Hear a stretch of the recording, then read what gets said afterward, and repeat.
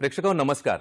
आजच्या आरोग्य संपदाच्या या भागामध्ये मी डॉक्टर प्रशांत जाधव आपल्या सर्व प्रेक्षकांचं मनपूर्वक स्वागत करतो। मित्रहो, आजच्या विषयान्वये एक काही काव्यात्मक ओळी मला आपसूक आठवतात। त्या म्हणजे मन मनास उमगत नाही आधार कसा शोधावा, मन मनास उमगत नाही आधार कसा शोधावा, स्वप्नातील पदर धुक्याचा हातास कसा लागावा, स्वप्नातील पदर धुक्याचा हातास कसा लागावा। हा पदर धुक्याचा म्हणजे माणसाचा निरंतर चाललेला सुखाचा शोध। मित्रहो, सुखाचा शोध घेणे ही मानवी मनाची मूळ प्रवृत्ती आहे आणि या सुखाच्या तत्वांच्या बाबतीत, या शोधाच्या बाबतीत जर सांगायचं झालं तर आपल्या सुखाच्या कल्पना ह्या वयानुरूप वयाच्या वेगवेगळ्या वयोगटामध्ये बदलत जातात आणि हाच जो शोध आहे, आपला सुखाचा जो शोध आहे, हा कधी कधी मार्गक्रमण करताना अगदी निवडीने जरी नसलं तरी अनावधानाने किंवा उत्सुकतेपोटी अगदी चुकीच्या मार्गाने मार्गक्रमण करताना आपल्याला आढळतो आणि नकळत कुठेतरी एका नकारात्मक विळख्यात आपण अडकलो गेलोय याची जाणीव आपल्याला कुठेतरी व्हायला लागते।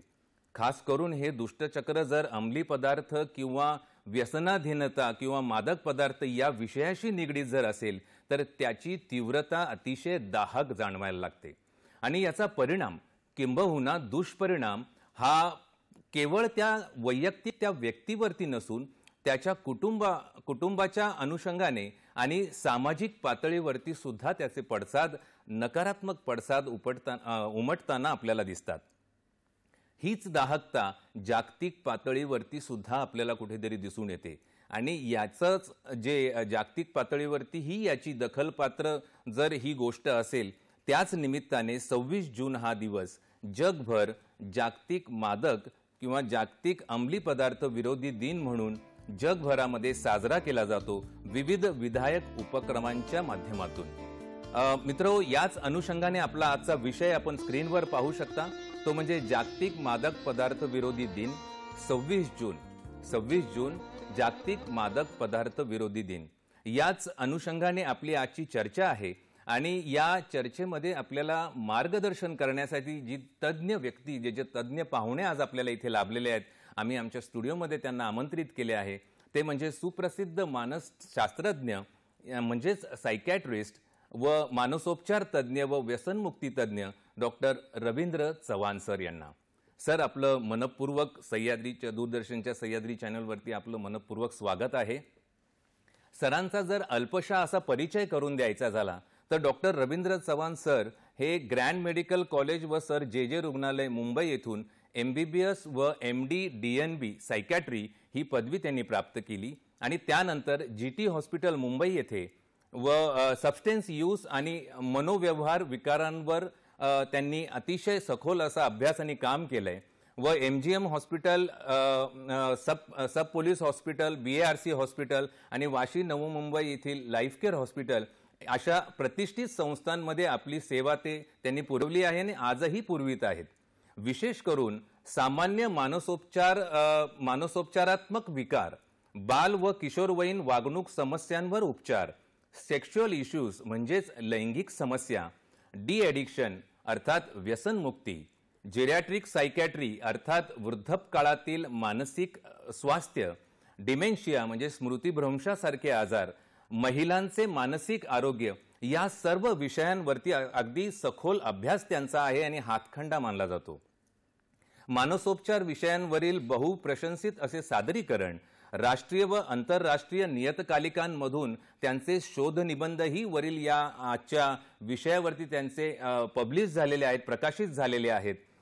मानसोपचार, मानसशास्त्र व वागणूक व्यवस्थापन या क्षेत्रात सुमारे 20 वर्षाचा प्रदीर्घ अनुभव आणि सखोल ज्ञान अशी व्यक्ती, अशी बहुआयामी असे व्यक्तिमत्व आज डॉक्टर रवींद्र चव्हाण यांच्या रूपाने आज आपल्याला इथे तज्ञ म्हणून लाभलेले आहेत।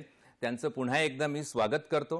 मित्रो, या चर्चेला आपण नक्कीच सुरुवात करणार आहोत, पण सुरुवात करण्या अगोदर आपलं नेहमीचं एक आपुलकीचं आव्हान असतं, ते म्हणजे हा आपला आरोग्य संपदा हा कार्यक्रम आपला आहे, आपल्यासाठी आहे आणि आपला सहभागही यामध्ये अतिशय महत्त्वाचा आहे, किंबहुना तो अपेक्षित आहे।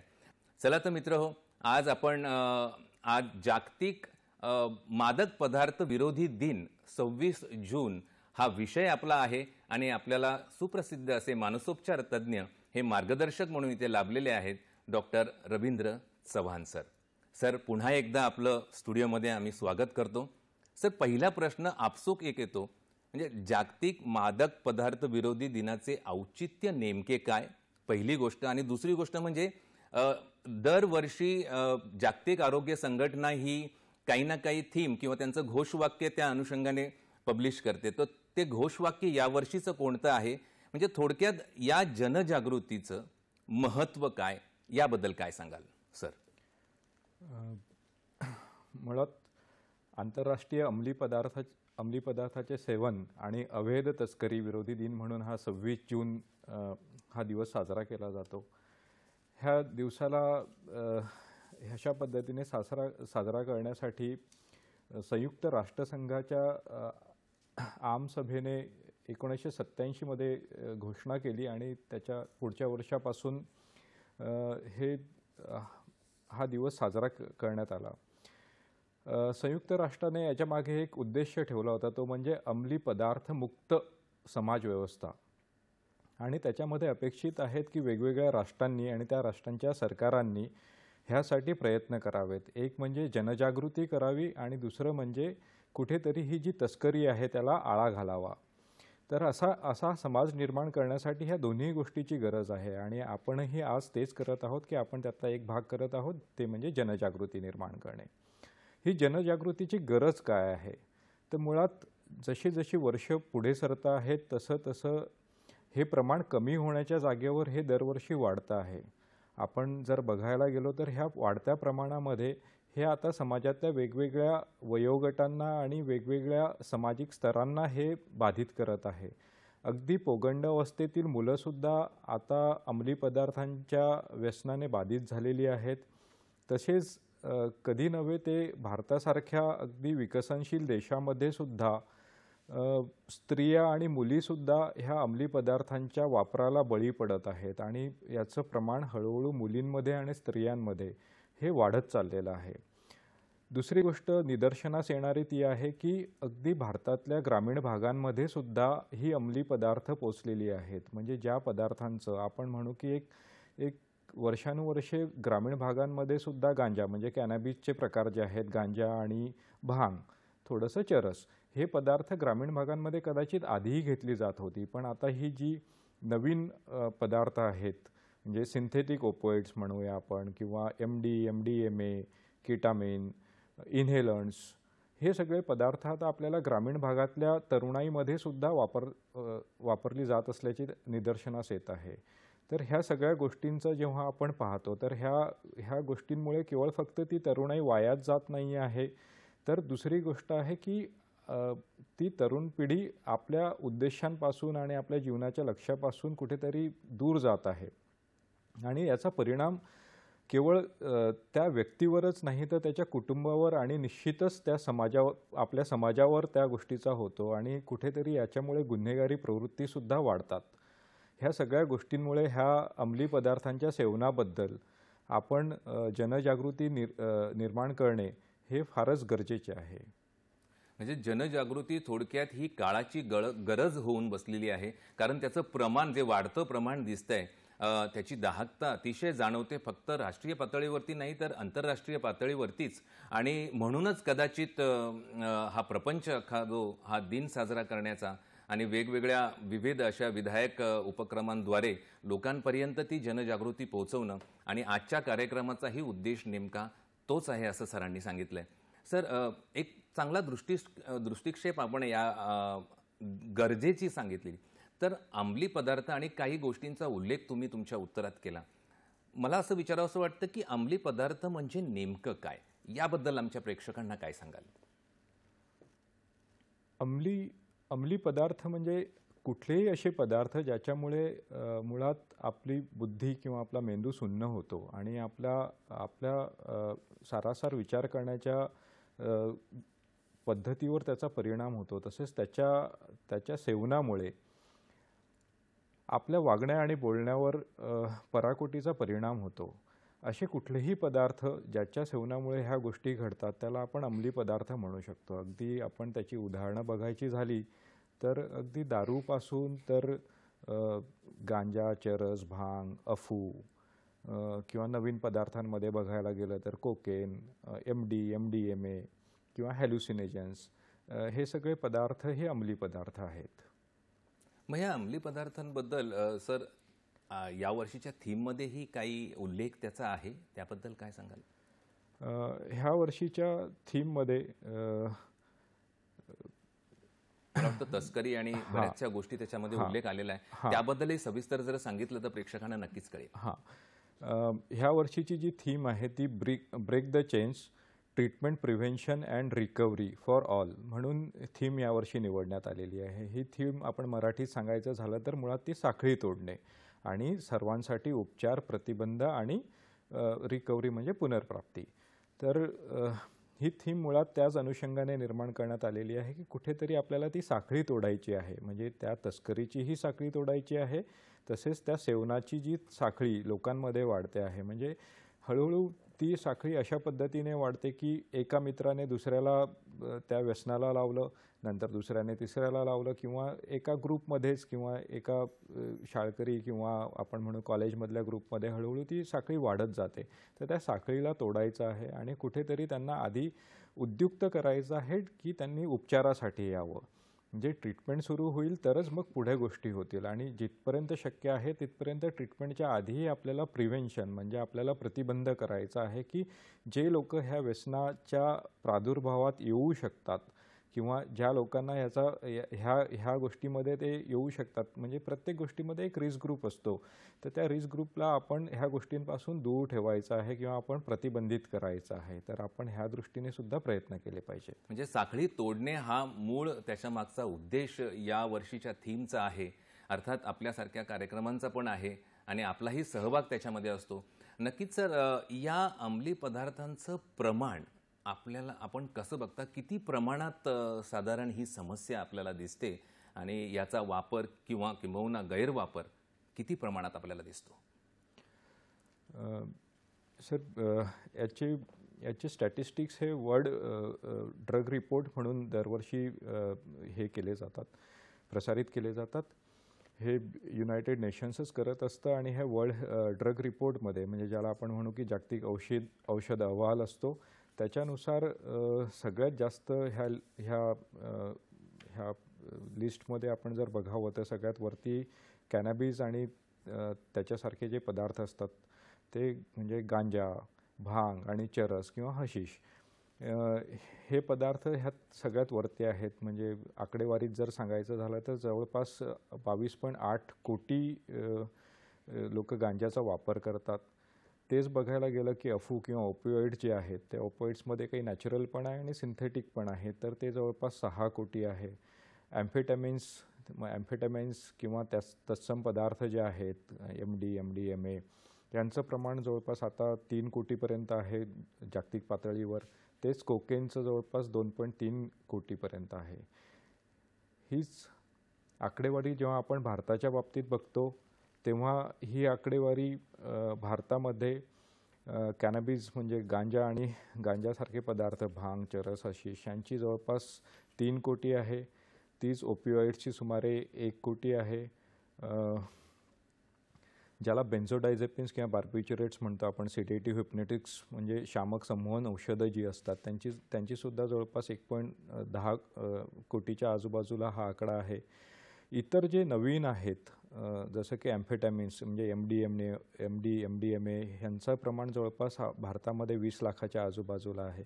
LSD किंवा वेगवेगळ्या हॅल्युसिनोजेन्स जे आहेत त्यांचं प्रमाण जवळपास 60 लाख आहे. इन्हेलंट्स जे जास्त करून लहान मुलांमध्ये किंवा पोकंड अवस्थेतील मुलं याचा वापर करतात, कारण हे मुळात स्वस्त असतात आणि ते सहजपणे उपलब्ध होतात. जसं की पेट्रोल, पेंट थिनर्स जे असतात, ह्या नेल पेंट्स असतात, ह्या सगळ्या गोष्टींचं जे असतं त्यांचं सेवन फार प्रमाणात आता सध्या ह्या वयोगटामध्ये आढळून येतं. तर त्याचं प्रमाण भारतामध्ये जवळपास 60 लाख आहे. तेच कोकेनचं जर बघायला गेलं तर ते साधारणतः 10 ते 15 लाखाच्या मध्ये आहे. भारतातली आकडेवारी शक्यतोवर जे सोशल जस्टिस आणि एम्पॉवरमेंटची मिनिस्ट्री आहे ती घोषित करत असते. तर हे जे आकडे मी तुम्हाला सांगितले हे साधारणतः 2024चे आहेत.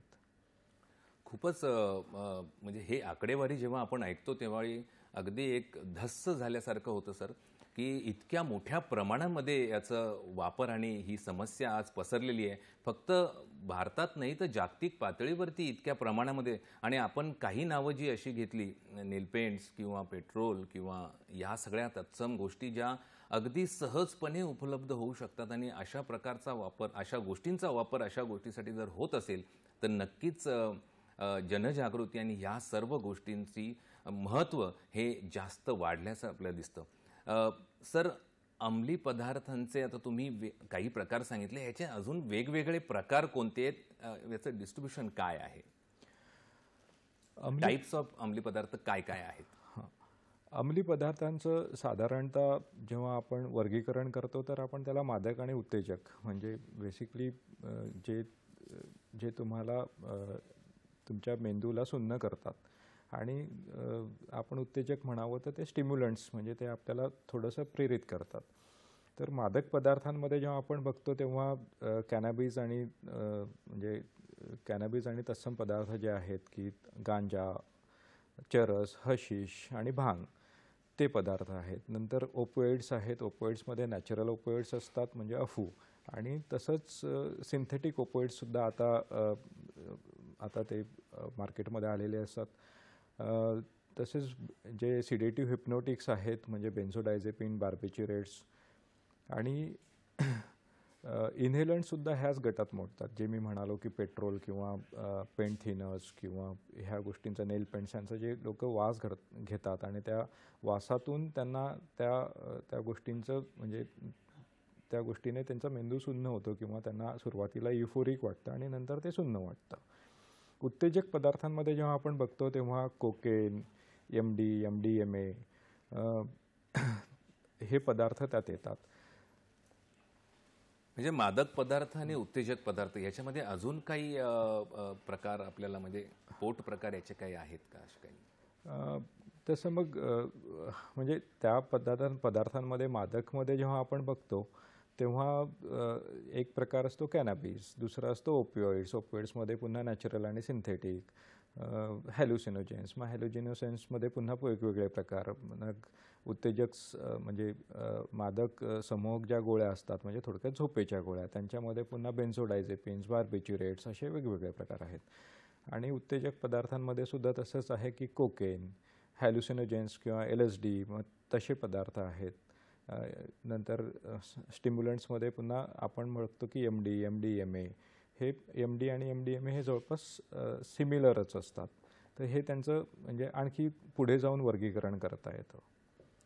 मग सर, इतकी दाहक असं ही समस्या जर आहे तर या अंमली पदार्थांच्या साधारण वापराची म्हणजे ही गोष्ट जडली कशी जाते, ही सवय जडली कशी जाते, याची सुरुवात या व्यसनांची कशा प्रकारे होते याबद्दल काही दृष्टिक्षेप आपण टाकला तर नक्कीच आपल्या प्रेक्षकांसाठी एक महत्त्वाची ती सूचना ठरेल. ह्या पदार्थांचा वापर म्हणजे सेवन मुळात सुरूच हे काही गोष्टींमुळे होतं. एक असतं की जेव्हा मुलं किंवा तरुणाई ह्या गोष्टींचा वापर सुरू करते तेव्हा एक असतं की नॉवेल्टी सिकिंग. आपल्याला कुतूहल असतं गोष्टींबद्दल आणि त्या कुतूहलापोटी आपण कधीतरी करून बघूया ह्या गोष्टींपासून बहुतेक वेळा सुरुवात होते. आणि त्याच्यासाठी सगळ्यात महत्त्वाचं जर आपण म्हणू की घटक कुठला असेल तर मित्र म्हणजे पिअर ग्रुप प्रेशर असतं. आपल्या मित्रांबरोबर सवंगड्यांबरोबर काहीतरी नवीन करून बघावं याचं कुतूहल बऱ्याचदा पोकंडावस्थेत किंवा तरुणाईमध्ये असतं. आणि बऱ्याचदा तरुणाईमध्ये ना अयोग्य रोल मॉडेल असतात ज्याला आपण आदर्श म्हणूया. म्हणजे सिनेमामध्ये दाखवलं जाणं किंवा म्हणजे त्यांनी ज्याला ते आयडियलाइज करतात तशा पद्धतीचे जे रोल मॉडेल आहेत ते चुकीचे आदर्श त्यांनी कुठेतरी दाखवलेलं किंवा कुठेतरी त्यांच्या जीवन कहाणीतून यांनी वाचलेलं ह्या गोष्टीतूनही कुठेतरी ह्या गोष्टींचा त्यांच्या विचारसरणीवर आणि त्या पद्धतीवर परिणाम होतो. तरुणाई किंवा त्याच्या पुढील वयोगटातून आपण जर बघावं तर त्यात बऱ्याचदा असतं की ताणतणावापासून त्यांना मुक्तता हवी असते. म्हणजे तणावविरहित जीवन तर मला असं वाटतं की आजच्या काळामध्ये कोणालाही शक्य नाही आहे. तणाव हे असणारच आहेत. काही लोक तणावाच्या मुक्ततेसाठी त्या मार्गाला जातात आणि मग त्याच्यामुळे ते त्याच्यावर टिकूनही राहतात सेवनामध्ये. काही लोक कार्यक्षमता वाढवण्यासाठी, इफिशियन्सी वाढवण्यासाठी ह्या गोष्टी करतात. काही लोकांना जीवनातले तणाव सहन होत नाही किंवा जीवनात बऱ्याच समस्या असतात, त्यामुळे त्या रिॲलिटीपासून किंवा त्या वास्तवापासून दूर जाण्यासाठी ह्या अंमली पदार्थांचं ते सेवन करतात. काही लोकांचं आणखी वेगळं असतं, त्यांना सेल्फ इस्टीम किंवा आत्मसन्मान आपला वाढवायचा असतो, त्याच्यासाठीही ते त्या गोष्टीचा मे बी सौम्य प्रमाणात पण ते हळूहळू त्या गोष्टीला मग सेवनातून ते वापराकडे जातात. काही लोकांना छंद म्हणून ते जोपावसं वाटतं. काही लोकांना एकदा त्याची सवय झाल्यानंतर जेव्हा त्या गोष्टींचे विड्रॉल सिम्पटम्स येतात, त्या विड्रॉल सिम्पटम्सला टाळण्यासाठी म्हणून सुद्धा ते पुन्हा पुन्हा त्यांना ते करावं लागतं आणि ते एक आपण म्हणू की ते व्हिशियस सायकल आहे. त्या विड्रॉल सिम्पटम्सपासून दूर जाण्यासाठी पुन्हा तो पदार्थ घ्यावा लागतो आणि पुन्हा त्यात ते टिकून राहतात. हे खास करून आपल्याला अफू म्हणजे ओपोइड्स जे आहेत त्यांच्यामध्ये दिसतं की त्याच्यात विड्रॉल सिम्पटम्स एवढे तीव्र असतात की त्यांना होणाऱ्या वेदना, त्यांना त्याच्यामुळे डोळ्यातून पाणी येणं, नाकातून पाणी येणं किंवा कधीकधी अगदी जुलाब होणं असे विड्रॉल सिम्पटम्स येतात, जे टाळण्यासाठी, जे सहन करणं कदाचित शक्य नसतं म्हणून ते टाळण्यासाठी हे पुन्हा त्या सेवनाकडे जातात. अशा पद्धतीने ह्या अशाच वेगवेगळ्या कारणांमुळे बऱ्याचदा अंमली पदार्थांच्या सेवनाची सुरुवात होते आणि मग ती नंतर ती आपण म्हणू की त्याला आजार किंवा व्याधीमध्ये ती परावर्तित होते. खूप छान पद्धतीने आपण सांगितलं सर की कुतूहल आणि उत्सुकता ही खरं म्हणजे एक प्रकारची ज्याला क्रिएटिव्हिटी आपण म्हणतो, एक सृजनशीलतेचा पाया आहे तो. पण त्याचा जेव्हा गैरवापर होतो किंवा चुकीच्या मार्गाने जेव्हा हे कुतूहल आणि ही उत्सुकता जाते, त्यावेळी या समस्यांना कुठेतरी ती निर्माण करण्यामध्ये कारणीभूत ठरू शकते. आणि बऱ्याचशा अंगाने आपण या गोष्टीला सांगितलं. नक्कीच अजून काही या विषयाचे वेगवेगळे कंगोरे आपण नक्कीच उलगडून पाहणार आहोत. पण आता वेळ इथे झाली आहे छोट्याशा विश्रांतीची. तर कुठेही जाऊ नका, पाहत राहा आपला आवडता कार्यक्रम आरोग्य संपदा.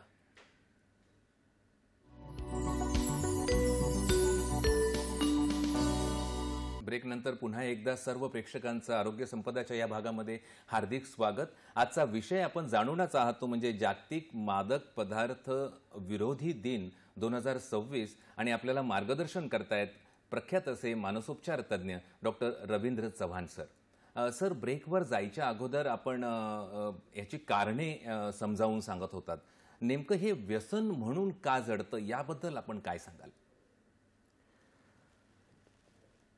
हे व्यसन म्हणून जडण्यासाठी मुळात आपला मेंदू कारणीभूत असतो. आपल्या मेंदूमध्ये काही मेंदूचे छोटे छोटेसे भाग असतात ज्याला आपण रिवॉर्ड पाथवे म्हणतो. आपण ह्या जगामध्ये जीही गोष्ट जी आनंद देते ती जेव्हा आपण करतो किंवा अनुभवतो तेव्हा त्या रिवॉर्ड पाथवेमध्ये त्या गोष्टींचं स्मरण होतं आणि तो रिवॉर्ड पाथवे एकदा ॲक्टिवेट झाला की त्याच्यानंतर जेव्हा पण ती गोष्ट पुन्हा घडते तेव्हा त्याला त्या गोष्टी तिथे लक्षात राहतात आणि त्या गोष्टींमुळे तो रिवॉर्ड पाथवे नेहमी ॲक्टिवेट होतो आणि त्याच्याबरोबर आपल्या वातावरणातल्या काही गोष्टींना ते क्यूज म्हणून ते स्मरणात ठेवतं. म्हणजे इन्व्हायरमेंटल क्यूज आणि रिवॉर्ड पाथवे ह्या गोष्टींमुळे ना ह्या अंमली पदार्थांच्या सेवनाची हळूहळू सवय लागते आणि जेव्हाही त्यांनी सोडायचा जरी प्रयत्न केला तरी ते इन्व्हायरमेंटल क्यूज त्या रिवॉर्ड पाथवेला पुन्हा ॲक्टिवेट करतात आणि त्यांना पुन्हा त्या गोष्टीकडे नेतात. रिवॉर्ड पाथवे जो तुम्ही सांगितला अतिशय महत्त्वाचा असा मुद्दा होता. पुन्हा पुन्हा त्या गोष्टीची तलप होणे कदाचित याच गोष्टीतून घडत असावी. सर, आपले प्रेक्षकही आता आपल्यासोबत जोडले गेलेले आहेत. प्रेक्षकांपर्यंत आपली ही चर्चा पोहोचते. रवींद्र कुडाळकर हे जळगाववरून आपल्याला कॉल करतायत. रवींद्रजी, आपला प्रश्न विचारा. नमस्कार. माझे 3 प्रश्न आहेत. पहिला प्रश्न माझा असा आहे की मादक आणि अंमली पदार्थांचं सेवनाचं अनुकरण कुटुंबातील सदस्यांचं पाहून किंवा मित्रांचं, नातेवाईकांचं, समाजातील कोणा व्यक्तीचं पाहून होऊ शकतं. यासाठी नियंत्रण म्हणून काय दक्षता घेतली पाहिजे? दुसरा प्रश्न माझा असा आहे की एखाद्या कुटुंबामध्ये अशी अंमली पदार्थ किंवा मादक पदार्थ सेवन करणारी व्यक्ती आढळली तर तिच्यामधली निर्णय क्षमता वाढीच्या दृष्टीने किंवा तिच्यामधली विवेकबुद्धी जागृत राहण्याच्या दृष्टीने त्या व्यक्तीने आणि नातेवाईकांनी काय काळजी घ्यावी. आणि तिसरा प्रश्न असा आहे की जिथे अंमली पदार्थ किंवा असे तंबाखू किंवा मादक पदार्थ उत्पादित केले जातात अशा इल्लीगल किंवा बेकायदेशीर कारखान्यांवर काही अंकुश असतो का सरकारचा आणि कशा पद्धतीचा? धन्यवाद. धन्यवाद रवींद्रजी. आपल्या प्रश्नाबद्दल अतिशय महत्त्वाचे असे 3 प्रश्न आहेत, आजच्या विषयानुरूप आहेत. सर काय सांगाल? पहिलं अनुकरण आणि नंतरच्या बाकीचे 2 प्रश्न. रवींद्र साहेब, आपण जो पहिला प्रश्न विचारला की असे अयोग्य आदर्श किंवा रोल मॉडेल, हे गोष्ट जेव्हा ही मुलं निवडतात तेव्हा बऱ्याचदा त्या गोष्टीला किंवा त्या व्यक्तीच्या कॅरेक्टरला हे इंटरनलाइज करतात. ह्या गोष्टी आपल्या जेव्हा लक्षात येतात की ते असं का वागतात किंवा त्यांनी कुठले चुकीचे रोल मॉडेल्स निवडलेले आहेत, त्यावेळेस आपण त्यांचं समुपदेशन करू शकतो कुटुंबाच्या पातळीवर सुद्धा की काही व्यक्ती ते काही गोष्टींसाठी मे बी चांगले असतील किंवा त्यांच्या त्या गोष्टी चांगल्या असतील, पण ह्या गोष्टी ज्या चुकीच्या आहेत त्या चुकीच्याच आहेत. आणि ह्या ज्या चुकीच्या गोष्टी आहेत त्यांच्याबद्दल आपण लोकांमध्ये आणि त्या स्पेशली तुम्ही त्या मुलांबद्दल ज्या म्हणत आहात त्यांना त्या गोष्टीबद्दल जाणीव करून देणे आणि चुकीच्या गोष्टी चुकीच्याच आहे हे बिंबवून सांगणे, अगदी ठासून सांगणे आणि त्यांच्या मनावर बिंबवणे हे फार गरजेचं आहे. आणि अशा पद्धतीनेच आपण त्या चुकीच्या रोल मॉडेल्सबद्दल त्यांच्या मनामध्ये त्यांच्या ज्या गोष्टी चुकीच्या आहेत त्याच्याबद्दल आपण त्यांना त्या गोष्टींची जाणीव करून दिली पाहिजे. रवींद्र साहेब, आपला दुसरा प्रश्न जो होता की ह्या अंमली पदार्थांच्या जिथे ते उत्पादन म्हणजे घरामध्ये एक सपोर्ट सिस्टीम कशी क्रिएट करावी असा त्यांचा तो प्रश्न. स्वतः पेशंट आणि नातेवाईक यांचं एक समन्वय कसा साधला जाईल? हां, तर याच्यामध्ये आपण त्या व्यक्तीला त्या अंमली पदार्थाच्या सेवनापासून दूर जाण्यासाठी प्रोत्साहन देत राहिलं पाहिजे. दुसरी गोष्ट एक करता येतं की कधी कधी काही कुटुंबांमध्ये इनेबलिंग बिहेवियर नावाचा प्रकार असतो. इनेबलिंग बिहेवियर हा एक असा प्रकार असतो की कधी कधी कुटुंबातले लोक त्या वागणुकीला दुजोरा देतात. ते दुजोरा देण्याच्या पद्धती अशा असतात की ते घेण्यासाठी पैसे देणे. कधी कधी त्या गोष्टीला स्वीकारलं जातं की त्याच्या जीवनात वाईट घटना घडलेल्या आहे, त्याला अपेक्षित ते मिळालं नाही किंवा त्याच्याबरोबर असं वाईट घडलं आणि तो ते सांगतही असतो आणि त्या गोष्टीला आपण कुठेतरी नकळतपणे दुजोरा देतो आणि त्या गोष्टीमुळे त्याचं जे अंमली पदार्थाच्या सेवनाकडे तो आणखी वळत जातो किंवा तो त्या सेवनाला कंटिन्यू करतो. तिसरा तुमचा प्रश्न जो आहे तो हा आहे की ह्या गोष्टींवर सरकारी नियंत्रण काही असतं का? मुळात अंमली पदार्थ मध्ये जेव्हा आपण बघतो तेव्हा भारतामध्ये किंवा बहुतेक राष्ट्रांमध्ये केवळ दारू आणि तंबाखू ह्या पदार्थांनाच सरकारी मान्यता आहे. आणि आता नवीन याच्यानुसार काही राष्ट्रांमध्ये कॅनॅबिस म्हणजे गांजा आणि तत्सम पदार्थ जे आहेत त्यांना आता अनुमती मिळते आहे. बाकी सगळे जे पदार्थ आहेत, जेवढे अंमली पदार्थांची आपण आतापर्यंत चर्चा केली त्यातले बहुतेक पदार्थ ही अवैध तस्करीतूनच येतात. तर त्या तस्करीसाठी नक्कीच आपल्या देशामध्ये यंत्रणा आहे. आपल्याकडे नार्कोटिक्स कंट्रोल ब्युरो नावाची संस्था आहे, जी सरकारी संस्था आहे.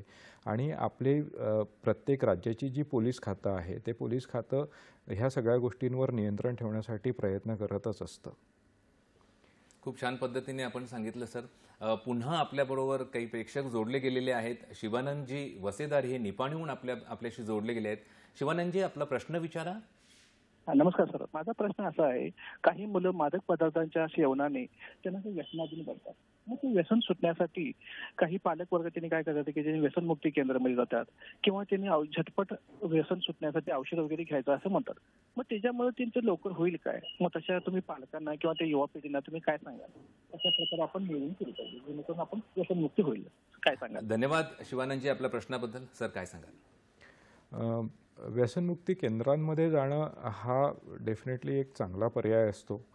आपण दोन्ही पद्धतीने दोन्ही पद्धतीने ह्या सेवनाच्या जे कोणी बळी पडलेले आहेत त्यांचा आपण दोन्ही पद्धतीने उपचार करू शकतो. एक असतं की OPD बेसिस ट्रीटमेंट, ज्याच्यामध्ये तुम्ही घरीच राहून औषधोपचार आणि मनोबल वाढवण्यासाठीचे प्रकार, ग्रुप थेरपी, ह्या सगळ्या ज्या गोष्टी असतात, वेगवेगळ्या थेरपीज असतात त्यांच्याबरोबर. आणखी फॅमिलीला म्हणजे कुटुंबाला त्या गोष्टीसाठी थेरपी देणं, समुपदेशन करणं, आणि ह्या गोष्टी आपण घरी राहूनसुद्धा करता येतात. आणि व्यसनमुक्ती केंद्रांमध्ये एक सगळ्यात महत्त्वाचा फायदा असतो तो म्हणजे एन्व्हायरमेंटल कंट्रोल. म्हणजे वातावरणापासून आपण त्यांना दूर नेतो. म्हणजे ज्या वातावरणामध्ये त्यांना ती अंमली पदार्थांचं सेवन करण्याची इच्छा निर्माण होते किंवा ते मिळतात, तुम्ही व्यसनमुक्ती केंद्रामध्ये टाकल्यानंतर त्या गोष्टीपासून काही कालावधीसाठी का होईना ते दूर राहतात आणि कुठलीही सवय जडण्यासाठी काही कालावधी जावा लागतो. त्यामुळे व्यसनमुक्ती केंद्रात जाणं हा सुद्धा एक योग्य उपचार, म्हणजे ती एक योग्य उपचार पद्धती आहे. म्हणजे व्यसनमुक्ती केंद्रामध्ये या वस्तूंपासून किंवा या समस्येपासून दूर जाण्या परावृत्त करणं हा एक मूळ मुद्दा याच्यामधून आपल्याला नक्कीच कळतो.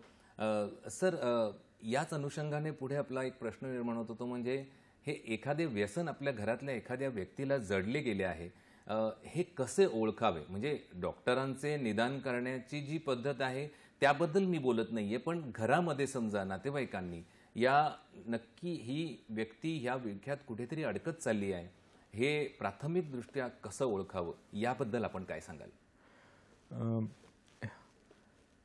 आपल्याला जेव्हा आपल्या कुटुंबातला एखादा सदस्य किंवा आपल्या अगदी शेजारी पाजारी राहणारा एखादा सदस्य जेव्हा त्याच्या व्यवहारामध्ये काही बदल निदर्शनास येतात, तेव्हा आपल्याला ह्या गोष्टींची शंका आली पाहिजे. ह्या गोष्टींची काही सामान्य लक्षणं असतात. एक म्हणजे हळूहळू ती व्यक्ती आपल्या कामाकडे किंवा जर विद्यार्थी असेल तर अभ्यासाकडे दुर्लक्ष करायला लागतं आणि त्यांच्या त्या गोष्टींवर, म्हणजे विद्यार्थी असेल तर त्याच्या अकॅडमिक परफॉर्मन्सवर, व्यक्ती असेल तर कामावर बुट्ट्या होणं किंवा सकाळी लवकर न उठणं, हे थोडक्यात त्यांच्या झोपेच्या सायकलमध्ये किंवा त्यांच्या झोपेमध्ये कुठेतरी बदल निर्माण होतात. व्यक्ती जर पैसे कमवणारी असेल तर पैशांचा त्यांचा ताळमेळ नीट बसत नाही. पैसे कमवणारी नसेल, जसं की विद्यार्थी असेल तर सारखे पैसे मागणं. एक आणखी निदर्शनास दिसतं की त्यांच्याबरोबर आता नवीन लोक सापडतात, म्हणजे त्यांना ते मित्र म्हणतात, पण ते अगदी नवीन असतात किंवा बऱ्याचदा त्यांच्याबरोबर अनोळखी मित्र असतात, अनोळखी लोक असतात, ज्यांना ते मित्र म्हणून कदाचित संबोधित करतात, पण त्यांना त्यांच्याबद्दल काही विशेष माहीतही नसतं. तिसरी गोष्ट असते की त्यांच्या राहणीमानात बदल होतो, त्यांचं चिडचिडपणा वाढतो आणि एक गोष्ट नेहमी निदर्शनास येते की त्यांच्या झोपेच्या सवयी बदलतात. म्हणजे ते गरजेपेक्षा जास्त झोपतात किंवा ते झोपत नाही. काही पदार्थांच्या सेवनाबद्दल आपण म्हणायचं झालं तर जे लोक अफू किंवा गांजा यांचं सेवन करतात हे लोक अतिशय शांत झालेले असतात. म्हणजे त्या जेव्हाही व्यसन करून येतात ते शांत होतात. गांजाचं व्यसन करून आलेले असतील तर त्यांचे डोळे लालसर दिसतात. तर अशा पद्धतीची एक सामान्य लक्षणे जनरली आपल्याला दिसतात. नक्कीच अजूनही काही लक्षणं असतील त्याबद्दल आपण चर्चा करूया, पण काही प्रेक्षक आपल्यासोबत पुन्हा जोडले गेलेले आहेत. मंगलाताई आपटे या पुण्याहून आपल्याला कॉल करतायत, ते आपल्यासोबत जोडले गेलेले आहेत. मंगलाताई, आपला प्रश्न विचारा.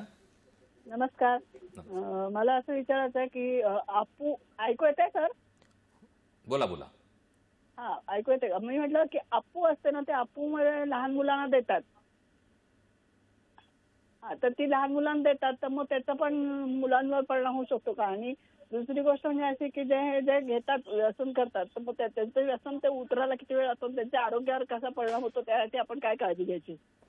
धन्यवाद मंगलाताई. आपल्या अगदी खूप छान असा प्रश्न आहे, हा महत्त्वाचा प्रश्न आहे. नक्कीच आपल्या प्रश्नाबद्दल धन्यवाद. सर, काय सांगाल?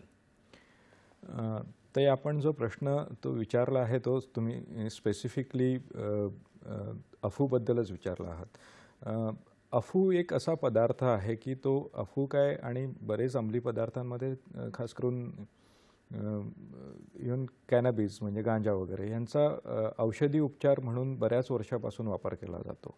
अगदी अफूचा वापर हे झोप येण्यासाठी किंवा वेदनाशमक म्हणून अफूचा वापर हा वर्षानुवर्षे केला जातो. अगदी आताच्या नवीन ॲलोपॅथिक मेडिसिन्समध्ये सुद्धा ओपिओइड्स हे फार मोठ्या प्रमाणात वापरले जातात. त्यांचं वेदनाशमनासाठी फार मोठा उपयोग आहे.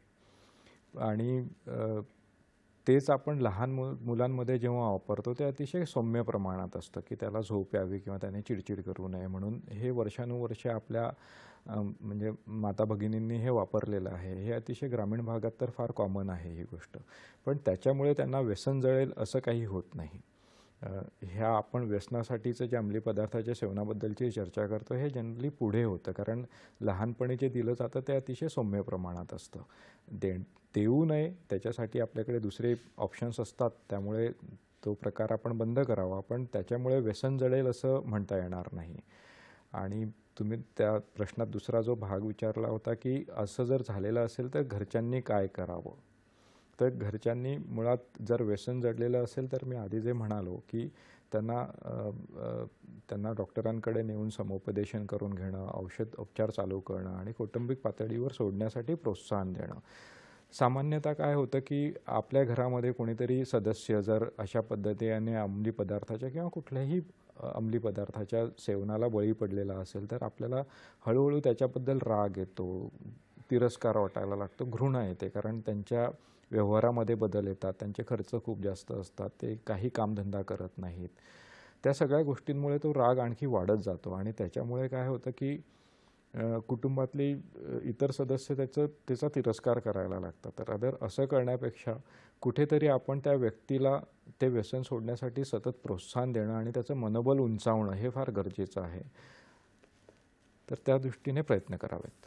खूप छान सर. म्हणजे एक प्रकारची आधार प्रणाली कुटुंब व्यवस्थेमध्ये आणि समाज व्यवस्थेमध्ये निर्माण व्हावी. ज्यावेळी एखादा व्यक्ती अशा विळख्यात अडकलेला असेल त्याला ती मदत होणं अतिशय गरजेचं आहे, जेणेकरून ते प्रोत्साहन त्याला मिळेल आणि आधार मिळेल त्या समस्येतून बाहेर येण्यासाठी. खूप छान पद्धतीने आपण हे सांगितलेलं आहे सर. लक्षणांबद्दल आपण या फोनच्या आधी बोलत होतो. काय सांगाल सर लक्षणांबद्दल अजून आपण या समस्येच्या? ह्या लक्षणांमध्ये मी ज्याप्रमाणे म्हणालो की आपण एक सामान्य लक्षणं असतात की झोप न येणं किंवा झोपेचं त्यांचं शेड्यूलच बदलतं. त्याच्यानंतर ही लोक एकटे राहायला लागतात किंवा त्यांचं एकंदरीत राहणीमान फार बदलतं. म्हणजे जो माणूस आधी टापटीप राहत होता किंवा व्यवस्थित राहत होता आता कपडे घाणेरडे असतात, त्या गोष्टींचं भान नसतं किंवा लक्षच नसतं, किंवा त्यांच्या खाण्यापिण्याच्या सवयी बदलतात. गांजा पिणाऱ्या लोकांना बऱ्याचदा असं होतं की ते तहान खूप लागते किंवा त्यांची भूक वाढलेली असते. तर अशा पद्धतीने छोट्या छोट्या बदलांमध्ये सुद्धा आपल्याला लक्षात येतं की ही माणूस कुठेतरी अंमली पदार्थांचं सेवन करायला लागलेला आहे. म्हणजे तत्सम असे वागणुकीतील बदल या गोष्टींकडेही एक आपला कटाक्ष असणे किंवा आपलं लक्ष असणे हे अतिशय गरजेचे आहे, जेणेकरून ती समस्या अगदी वाढून न देता अगदी प्राथमिक अवस्थेमध्ये त्याचं कुठेतरी निदान केलं जाऊ शकतं आणि त्या समस्येवरती कुठेतरी एक ज्याला उत्तर शोधण्याचा प्रयत्न नक्कीच होऊ शकतो. सर, खूप अतिशय सुंदर पद्धतीने आपण ही चर्चा करत आहोत. आता पुन्हा आता वेळ झाली आपली छोटीशी विश्रांतीची, तर कुठेही जाऊ नका, पाहत राहा आपला आवडता कार्यक्रम आरोग्य संपदा.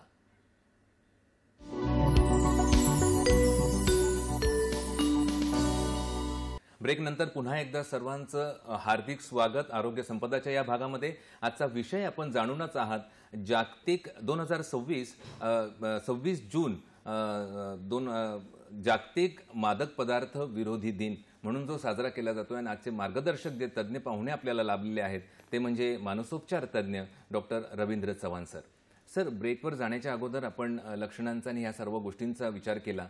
सर्वात महत्त्वाची गोष्ट या चर्चेची आहे ती म्हणजे यावरील उपाय, याचे उपचार पद्धती, याबद्दल आपण काय सांगाल सविस्तर?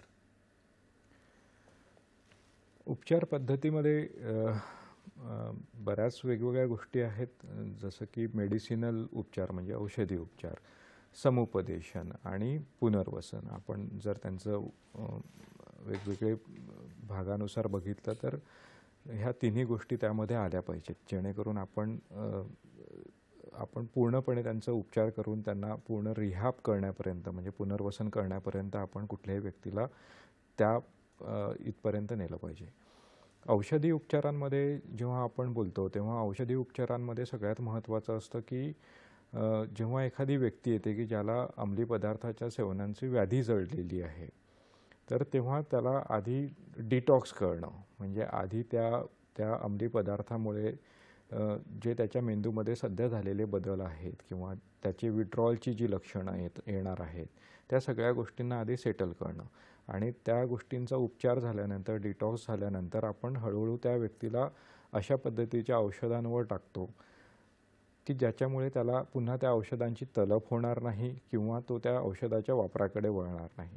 आता याच्यामध्येही थोडा फरक आहे.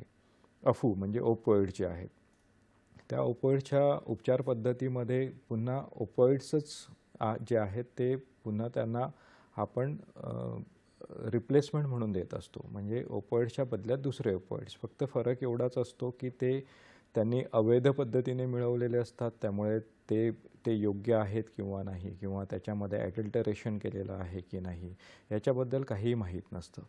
त्याच गोष्टीमध्ये जेव्हा आपण उपचार पद्धतीमध्ये आपण सरकारी यंत्रणांमधून किंवा अगदी प्रायव्हेट जरी असेल तर तशा पद्धतीच्या व्यसनमुक्ती केंद्रांमधून जेव्हा ओपोइड्स दिले जातात तेव्हा ते कायदेशीर असतात. त्यामुळे त्याची एक हमी असते की ते चांगल्या दर्जाचे आहे आणि ते ओपोइड्सच आहेत.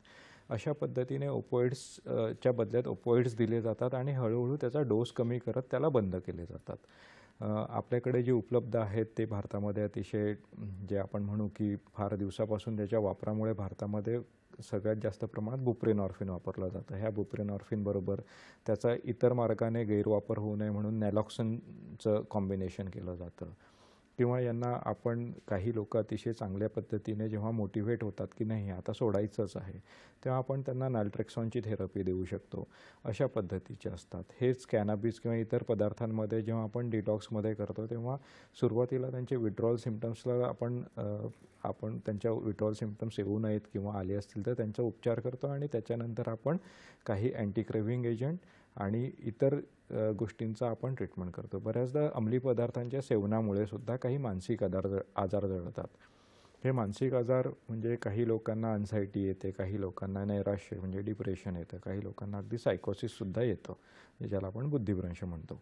तर अशा पद्धतीने जेव्हा ही लक्षणं येतात तेव्हा त्यांचेसुद्धा उपचार आपल्याला त्यावेळेस करावे लागतात आणि त्या उपचारातून बहुतेक वेळा जेव्हा आपण ते अंमली पदार्थ बंद करतो त्या व्यक्तीने त्याचं सेवन बंद केलं तर त्यातल्या बहुतेक गोष्टी ह्या रिव्हर्ट होतात. म्हणजे त्या गोष्टी पूर्णपणे ट्रीट करता येतात, त्यांचा पूर्णपणे उपचार होतो. काही वेळेसच असं होतं की त्यामुळे आलेले बदल हे आयुष्यभर टिकून राहतात जे मानसिक आजार आलेले असतात ते. पण औषधांच्या सहाय्याने अगदी ते नियंत्रणात ठेवता येतात आणि त्या गोष्टींवर नियंत्रण आपल्याला पूर्णपणे मिळवता येतं. औषध उपचारांमध्ये आणखी जेव्हा आपण विचार करतो तेव्हा एक गोष्ट नक्की आहे की सगळ्याच अंमली पदार्थांमध्ये अगदी रामबाण उपाय आहेतच असं नाही. पण जेव्हा आपण वेगवेगळ्या औषधांचं कॉम्बिनेशन बनवतो तेव्हा त्या गोष्टींचं त्या अंमली पदार्थाच्या सेवनापासून त्या व्यक्तीचं दूर जाण्याचं प्रमाण हे वाढत जातं आणि आपण त्यात यशस्वी होतो. दुसरा प्रकार आहे की औषध उपचारानंतर काय. तर औषध उपचार बरोबरच मी म्हणेल की औषध उपचारांच्या सोबतीनेच आपल्याला समुपदेशन करणं खूप गरजेचं असतं. समुपदेशनामध्ये केवळ काउन्सिलिंग पण असते म्हणजे केवळ समुपदेशन किंवा वेगवेगळ्या पद्धतीच्या थेरपीज असतात. ह्या ज्या सायकोथेरपीज असतात तर ह्या सायकोथेरपीजमध्ये एक असतं की मोटिवेशन इन्हान्समेंट थेरपी ज्याला म्हटलं जातं म्हणजे मनोबल उंचावण्यासाठी दिले जाणारं समुपदेशन. हे सगळ्यात महत्त्वाचं असतं. हे अगदी म्हणजे जसं ते दारूमध्ये कामी पडतं तसंच ते इतर अंमली पदार्थांमध्ये सुद्धा अतिशय उपयुक्त आहे.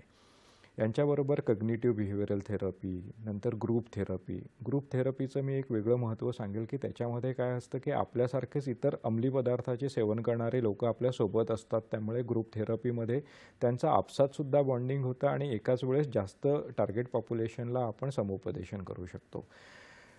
याच्या व्यतिरिक्त फॅमिली थेरपी एक अतिशय महत्त्वाचा भाग असतो कारण अंमली पदार्थाचं सेवन करत असताना त्या कुटुंबामध्ये कधीकधी मुळातच काही समीकरणं चुकीची असतात किंवा त्या व्यक्तीच्या त्या अंमली पदार्थाच्या आहारी गेल्यामुळे कुटुंबातली जी काही आपसातली समीकरणं असतात म्हणजे आपसातले नातेसंबंध असतात ती बऱ्याचदा ताणली गेलेली असतात. तर ह्या सगळ्या गोष्टींसाठी आणि तसंच कुटुंबाने ह्या व्यक्तीबरोबर कसं वागावं जेणेकरून तो अंमली पदार्थांपासून दूर राहू शकेल आणि हे आयुष्यभर टिकेल तर ह्यासाठी फॅमिली थेरपीचा एक अतिशय महत्त्वाचा भाग इथे येतो. याच्या व्यतिरिक्त समुपदेशनामध्ये आणखी असतं की नार्कोटिक अनॉनिमस, जसं अल्कोहोलिक अनॉनिमस आहे तसं नार्कोटिक अनॉनिमस ही एक नो प्रॉफिट ऑर्गनायझेशन आहे. तर ती आपली विनामूल्य सेवा देत असते आणि त्यात फक्त त्या व्यक्तीने जाऊन त्यात सहभाग घ्यायचा असतो आणि त्यामध्ये ते लोक आपसामध्ये प्रत्येक व्यक्ती जो कोणी आहारी गेलेला आहे तो स्वतःचे अनुभव सांगतो की मी ह्या व्यसनापासून कसा दूर गेलो आणि त्यामुळे जरी त्या व्यक्तीने त्यावेळेस अंमली पदार्थाचं सेवन सोडलेलं नसेल तरी तो त्या नार्कोटिक अनॉनिमसमध्ये जाऊन त्या गोष्टीचा भाग होऊन तो त्या प्रेरणेने ते सोडू शकतो. याच्या व्यतिरिक्त आपण समुपदेशनामध्ये किंवा औषधोपचारमध्ये आणखी काही गोष्टी महत्त्वाच्या असतात. ते म्हणजे असतं की रिलॅप्स प्रिव्हेन्शन. व्यक्तीने व्यसन सोडलं पण आता ते पुन्हा येऊ नये, कारण बऱ्याचदा लोक सोडतात पण त्याच्यावर ते टिकून राहत नाही. काही महिने काही वर्षे सोडलं पुन्हा ते त्याच्या आहारी जातात. मी आधी जसं म्हणालो की रिवॉर्ड पाथवे, एन्व्हायरमेंटल क्यूज ह्या गोष्टी त्याला कारणीभूत असतात. तर त्या गोष्टींना ते वातावरणातल्या जी काही गोष्ट तुम्हाला त्या गोष्टीसाठी प्रेरित करतात तर त्या गोष्टींपासून दूर राहायचं. तर त्याच्यासाठी रिलॅप्स प्रिव्हेन्शनबद्दल समुपदेशन करणं आणि ते वारंवार करणं हे फार गरजेचं असतं. त्यामुळे बऱ्याचदा याचे सेशन्स हे बऱ्याचदा काही कालावधीने घ्यावे लागतात. तर हे रिलॅप्स प्रिव्हेन्शन करणं हे फार महत्त्वाचं असतं. याच्या व्यतिरिक्त आणखी एक महत्त्वाची गोष्ट मी इथे सांगेल की हार्म रिडक्शन स्ट्रॅटेजीज, म्हणजे हानी कमी करण्याचे जे उपाय किंवा धोरण असतं ते साधारणतः आता प्रत्येक देशामध्ये राबवलं जातं, आपल्याही देशात राबवलं जातं. अगदी काही विनासरकारी ज्या NGOs आहेत, त्या विनासरकारी यंत्रणा किंवा ऑर्गनायझेशन ज्या आहेत त्या ह्या गोष्टीला राबवतात. त्याच्यामध्ये काय असतं की काही अंमली पदार्थ हे नसेतून घेतात इंट्राव्हिनस यूज. तर हे जे इंट्राव्हिनस ड्रग युजर्स असतात त्यांना आरोग्याचे बरेच आजार होण्याचे चान्सेस असतात, जसं की हिपॅटायटिस B, HIV, कारण ते आपसामध्ये शेअरिंग करतात आणि आपसामध्ये शेअरिंग करत असेल तर एखाद्या व्यक्तीला जर तो आजार मुळात जडलेला असेल तर त्या इंट्राव्हिनस यूजमुळे तो आजार दुसऱ्याला जडतो. त्यामुळे ह्या गोष्टींचं कुठेतरी नियंत्रण करण्यासाठी हार्म रिडक्शन स्ट्रॅटेजीज ज्या असतात त्या फार महत्त्वपूर्ण असतात. तर त्याच्यासाठी बरेच NGOs किंवा सरकारी यंत्रणा काम करतात. तिथे ते निडल सिरिंजेस देतात. बऱ्याच देशांमध्ये तर इथपर्यंत असतं की अगदी ते ओपोइड्स युजर्स जे असतात त्यांना ते ओव्हरडोस होऊ नये म्हणून जे वापरण्यासाठी म्हणून खोल्या उपलब्ध करतात. कारण हे लोक वापरणारे जे असतात ते कुठेतरी एकांतात कान्याकोपऱ्यात बसून ह्या गोष्टींचा वापर करतात. त्यामुळे ओव्हरडोस होण्यापासून किंवा झाला तर त्याला पुन्हा त्यातून त्या माणसाला वाचवता यावं ह्या गोष्टी उपयुक्त ठरतात. हेच अगदी लहान मुलांमध्ये किंवा अगदी पौगंडावस्थेतली मुलं किंवा नवीन तरुणाई आपली त्यांच्यामध्ये जेव्हा इन्हेलंट्सचा वापर असतो तेव्हा इन्हेलंट्सच्या वापरमध्ये सुद्धा ह्या गोष्टींचं फार रिस्क असते. कधीकधी ते बॅगेमध्ये ते इन्हेलंट टाकतात आणि त्याच्यामध्ये तोंड टाकून त्याचं श्वसनातून त्याचा वापर करतात. तर अशा पद्धतीने जे वापर करतात ह्या गोष्टींपासून त्यांना दूर करायचं आहे. कारण त्यातून जर त्याचा जास्त डोस झाला किंवा त्यावेळेस त्यांना गुंगी आली तर त्यामुळे ती जीवितावर ते बेतू शकतं. तसंच बऱ्याचदा ते अगदी कोपऱ्यामध्ये जाऊन त्याला करणार किंवा काही तर इथपर्यंत की अगदी कपाटात लपून त्या गोष्टी त्यांचा वास घ्यायचा. पण अशा स्थितीमध्ये जर काही घडलं किंवा त्याचा डोस जास्त झाला किंवा त्यांना त्यावेळेस गुंगी आली तर ते त्या गोष्टीमध्ये त्या कपाटात राहिले तर श्वसन दबून त्यांना अपाय होण्याचे चान्सेस असतात. त्यामुळे हार्म रिडक्शन स्ट्रॅटेजीज यांचं फार महत्त्व आहे. उपचार पद्धतीमध्ये सगळ्यात महत्त्वाचा मुद्दा आणि शेवटचा मुद्दा आपण जर बघायला गेलो तर पुनर्वसन. तर पुनर्वसन जेव्हा करायचं असतं तेव्हा ते कौटुंबिक पातळीवर, वैयक्तिक पातळीवर, सामाजिक पातळीवर आणि सगळ्यात महत्त्वाचं म्हणजे व्यावसायिक पातळीवर. कारण आर्थिक रिहॅबिलिटेशन, आपण आर्थिक पुनर्वसन करणं हे अतिशय गरजेचं आहे. जेव्हा एखादा माणूस अंमली पदार्थाच्या अतिशय आहारी जातो त्यावेळेस काय होतं की एकतर त्याचं स्वतःचं वैयक्तिक जीवन हे बाधित होतं. तर त्यामुळे पुनर्वसन हे करणं गरजेचं आहे. खूप महत्त्वाचं होतं सर. नक्कीच विषय सखोल आहे, मोठा आहे नक्कीच आणि वेळ मर्यादित आहे. त्यामुळे कुठेतरी आपल्याला पण जो मेसेज किंवा जो संदेश आपल्याला या निमित्ताने आज इथे द्यायचा होता. मित्रहो, आजच्या चर्चेतून डॉक्टर रवींद्र चव्हाण सरांनी त्यांच्या अगदी सोप्या भाषेमध्ये आणि अगदी सुलभ अशा मार्गदर्शनातून नक्कीच एक विश्वास कुठेतरी आपल्याला देण्यात यशस्वी ते झालेले आहेत. रुग्णांच्या जीवनाची गुणवत्ता सुधारत, म्हणजे अगदी सोप्या भाषेत सांगायचं तर रुग्णांच्या जीवनाची गुणवत्ता सुधारत एक समग्र उपचार करणे हे केवळ लक्षणं कमी करण्यापेक्षा खूप महत्त्वाचे आहे. कुठेतरी हेच आपल्याला बिंबवताना आणि अधोरेखित होताना त्यांच्या उत्तरातून आपल्याला नक्कीच दिसलं.